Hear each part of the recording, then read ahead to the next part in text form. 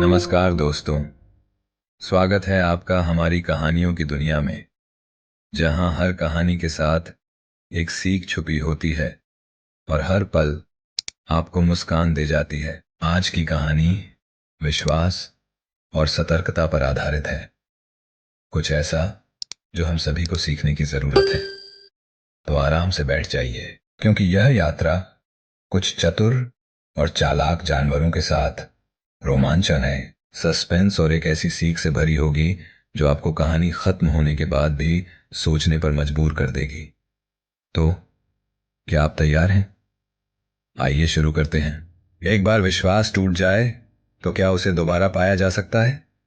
जब एक बुद्धिमान बूढ़ा हिरण, एक चालाक बाघ और जंगल के जानवर मिलते हैं तो वफादारी और धोखे के बीच की रेखा धुंधली हो जाती है।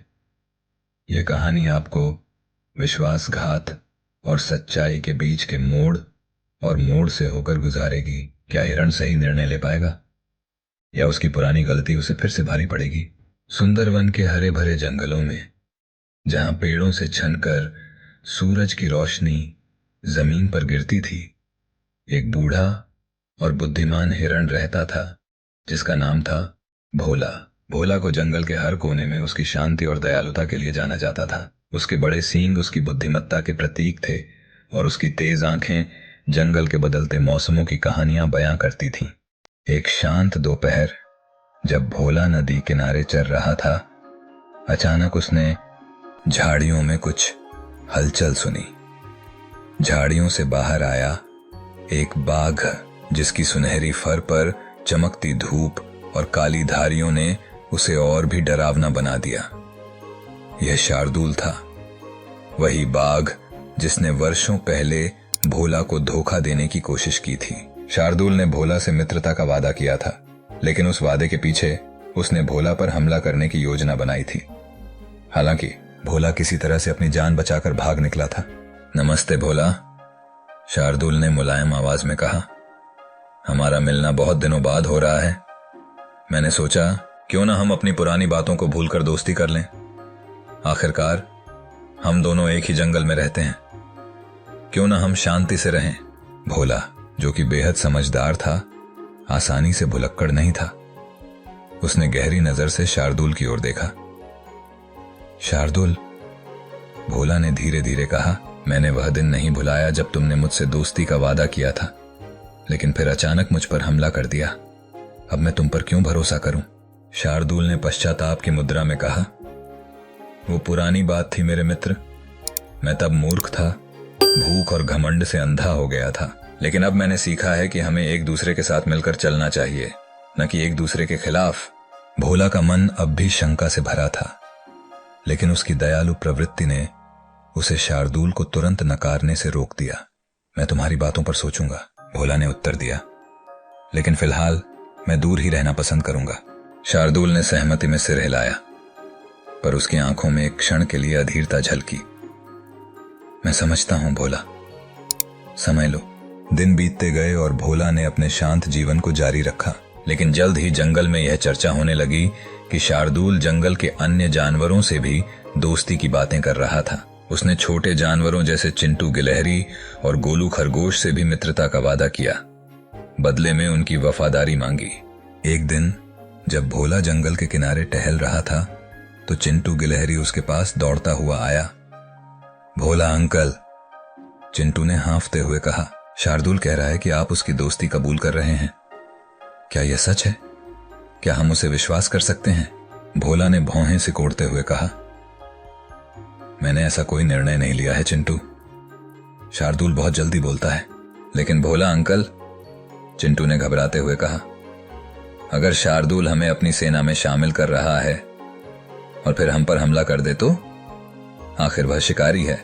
भोला कुछ देर के लिए सोच में पड़ गया। इसीलिए हमें सतर्क रहना चाहिए। विश्वास कमाया जाता है, उसे यूं ही नहीं दिया जाता, खासकर तब जब वह पहले ही टूट चुका हो। इस बीच जंगल के गहरे हिस्से में शार्दूल अपनी चालों को आगे बढ़ा रहा था। उसकी चिकनी चुपड़ी बातों ने कई छोटे जानवरों को अपनी ओर खींच लिया था, और अब वह भोला को भी अपने घेरे में लाने के लिए दृढ़ था। लेकिन वह जानता था कि भोला सावधान था। अगर भोला स्वेच्छा से उसके साथ नहीं आया तो उसे और चालाकी दिखानी होगी। कुछ दिनों बाद जंगल में भयानक खबर फैली। गोलू खरगोश गायब हो गया था। सभी जानवर इकट्ठा हुए और गोलू की खोज शुरू कर दी। घंटों की तलाश के बाद उन्होंने गोलू को एक शिकारी के जाल में फंसा पाया। वह डरा हुआ था लेकिन सुरक्षित था। जब जानवर गोलू को जाल से निकालने में लगे थे, शार्दुल वहां दूर से खड़ा होकर देख रहा था। देखो, जंगल कितना खतरनाक हो गया है, उसने आगे बढ़ते हुए कहा।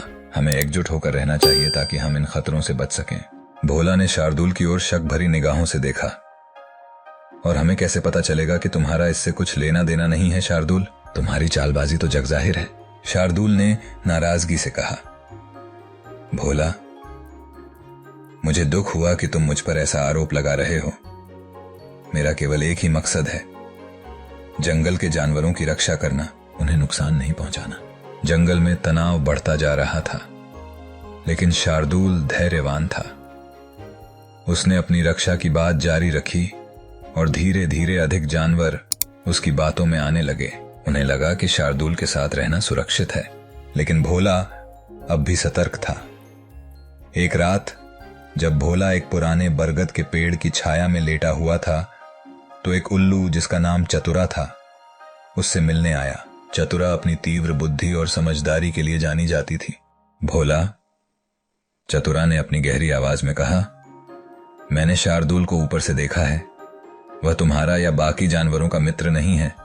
वह सुरक्षा की बातें करता है, लेकिन उसके दिल में अभी भी भूख और लालच भरा है। मैंने उसे उन्हीं शिकारियों के साथ मिलते देखा है जिन्होंने गोलू को फंसाया था।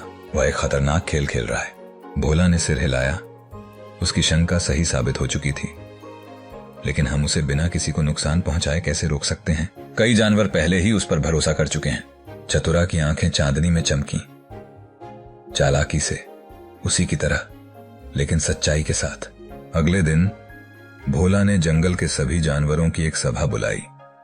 शार्दुल, जो जिज्ञासु था लेकिन आत्मविश्वास से भरा हुआ, भी वहां पहुंचा। भोला ने सभी के सामने खड़ा होकर बोलना शुरू किया।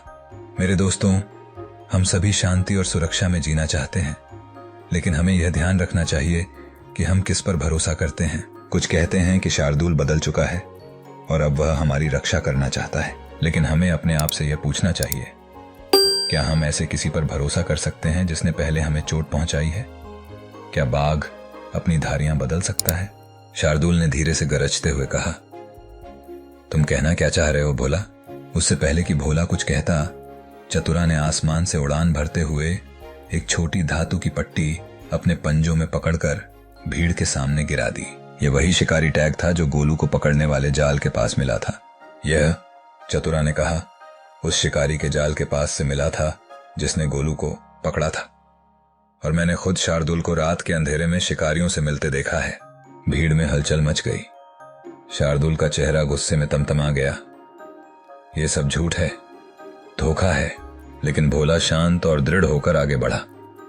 शार्दुल, सच हमेशा बाहर आता है। तुमने हमें बांटने और अपने फायदे के लिए इस्तेमाल करने की कोशिश की, लेकिन हम तुमसे अधिक समझदार हैं। हम फिर से तुम्हारे जाल में नहीं फंसेंगे। यह सुनकर शार्दुल ने गुस्से में दहाड़ लगाई और चुपचाप जंगल के अंधेरे में वापस चला गया। उसकी चालाकी अब बेकार हो चुकी थी। जंगल के जानवर, जो अब समझ चुके थे, ने भोला और चतुरा का धन्यवाद किया। उस दिन से सुंदरवन के जानवर अधिक सतर्क हो गए और उन्होंने कभी भी उस पर भरोसा नहीं किया जिसने पहले उन्हें धोखा दिया था। और जहां तक भोला का सवाल था, उसने अपनी शांतिपूर्ण जीवन शैली जारी रखी, यह जानते हुए कि विश्वास एक ऐसी चीज है जिसे कभी भी हल्के में नहीं लिया जाना चाहिए, खासकर उन लोगों पर जिन्होंने पहले ही धोखा दिया हो। तो दोस्तों, भोला की बुद्धिमानी ने जंगल को धोखे से बचा लिया। यह कहानी हमें याद दिलाती है, जिसने आपको एक बार धोखा दिया हो, उस पर दोबारा भरोसा करना बहुत बड़ी गलती हो सकती है। अगर आपको यह कहानी पसंद आई हो और आपने इससे कुछ सीखा हो, तो इस वीडियो को लाइक करना और हमारे चैनल को सब्सक्राइब करना ना भूलें। हम जल्द ही और भी ऐसी कहानियां लेकर आएंगे जो आपका मनोरंजन भी करेंगी और आपको सिखाएंगी भी। तब तक के लिए अपना दिल दयालु और दिमाग तेज रखें। धन्यवाद।